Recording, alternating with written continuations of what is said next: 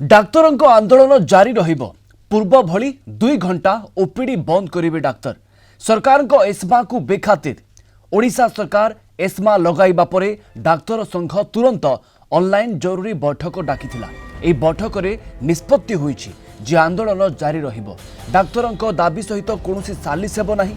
डाक्तरंक दाबी यथार्थ बैठक रे निष्पत्ति होईछि।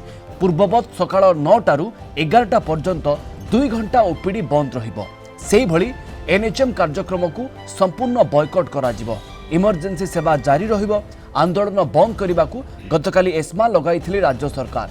ओडिशा मेडिकल सेवा संघ पक्षरु दरमा वृद्धि पदोन्नति और सुरक्षा भली विभिन्न दाबी ने गत किछि दिन हेबो आंदोलन चली। जनवरी 5 तारिख ठारू डाक्तर माने दैनिक 2 घंटा पई ओपीडी वर्जन करथिले। रोगी सेवा गुरुतर भावे प्रभावित हेबा आशंका करी सरकार एस्मा लगाई। नियम भंग करती श्रृंखलागत और आईनगत कार्यानुष्ठान ग्रहण करा जिवो बोली चेतावनी देथिले।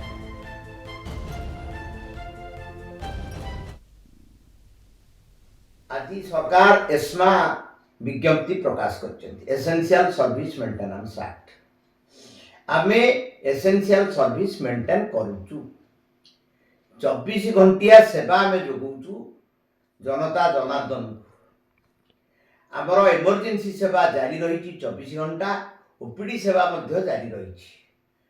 ओपीडी रे आमे 9 रु 11 जनता जनार्दन को सहित आलोचना करूचु एक प्रतीकात्मक धर्मघट जे आमर दाबी समूह जनसाधारण को स्वार्थ पाई उन्नत मानर सेवा जोगेबा पाई एवं डाक्तर मानू उत्तम सेवा प्रदान करेंगे किपरि से मोटिवेशन पाई आमे सब दाबी गुड़िक रखीचु। दाबी गुड़िक यथार्थ न्याय्य जहाँ माननीय मुख्यमंत्री स्वास्थ्य मंत्री स्वीकार करिसेंती। अतएव ए दाबी को हासिल करने पूरण पाई आमे गणतांत्रिक उपाय शांतिपूर्ण ढंग से आंदोलन जारी रखीचु। प्रतीकात्मक धर्मघट जारी रखीचु एवं यही आंदोलन जारी रहिबो।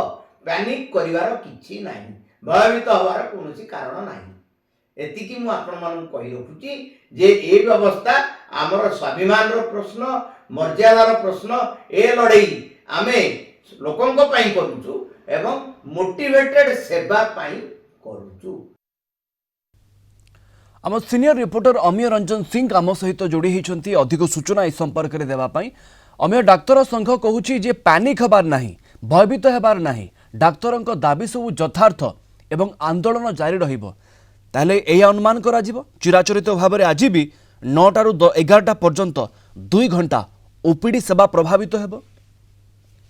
प्रवीण ओडिशा जो एस्मा 6 मास धर्मघट मना अर्थात डाक्तर आंदोलन पर रोक लगे जो गृह विभाग पक्ष जारी निर्देशनामा जे 6 मास पर्यंत कौन स्वास्थ्यकर्मी धर्मघट किंबा कार्यबंद आंदोलन करें यह उभय स्थायी और चुक्तिभित्तिक कर्मचारी लागू बोली काली जो विज्ञप्ति प्रकाश बाहर कि आप जो सीधासल प्रतिक्रिया शुणुते संघ पक्ष कहुच्छी जे ये आंदोलन यथार्थता रही आम जनता जनार्दन सहित आलोचना पर एभली निष्पत्ति नहीं कौन पैनिक हबार कारण ना जो कथा आप कहते प्रवीण जे आज कार्यबंद होगा ओपीडी कथा बंद हो नहीं ताकू देखा नजर ये प्रवीण आउ टे सूचना देवाई चाहिए जिते गृह विभाग पक्ष विज्ञप्ति निर्देशनामा सामना को आसला ता पूर्व आप देखी स्वास्थ्य मंत्री कोठा कोटी परोक्ष गोटे प्रकार चेतावनी देते कारण सीधा सड़क से कहते डाक्तर मान जो आंदोलन कर जो दाबी रही जमी पदोन्नति कथा कहु दरमा कथा कहु बा सुरक्षा कथा कहु जहाँ यथार्थता रही सरकार एस्मा को डाक्तर माने बेखातिर करिसेंती।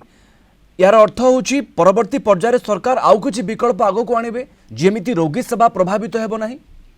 प्रवीण से कथा आपको कहूँ जो निज स्वास्थ्य मंत्री कहते डाक्तर भगवान को पर डाक्तर होते द्वितीय भगवान और रोगी सेवा जो व्याहत न हुए गणतांत्रिक राष्ट्र में निज हक पाई दाबी पाई आंदोलन कर समस्या नहीं किंतु आलोचना माध्यम सबकि समाधान हो पार गोटे कमिटी गठन कर सरकार सागर आलोचना कर समय चाहिए किंतु या देखो जो बिल्कुल या राज्य सरकार आउ कौन पदक्षेप नौछंती ता ऊपर समस्त नजर रहिबो। अमीय आपनको धन्यवाद अधिक सूचना पाई। अमीय रंजन सिंह आम सीनियर रिपोर्टर आम सहित जोड़ी होते।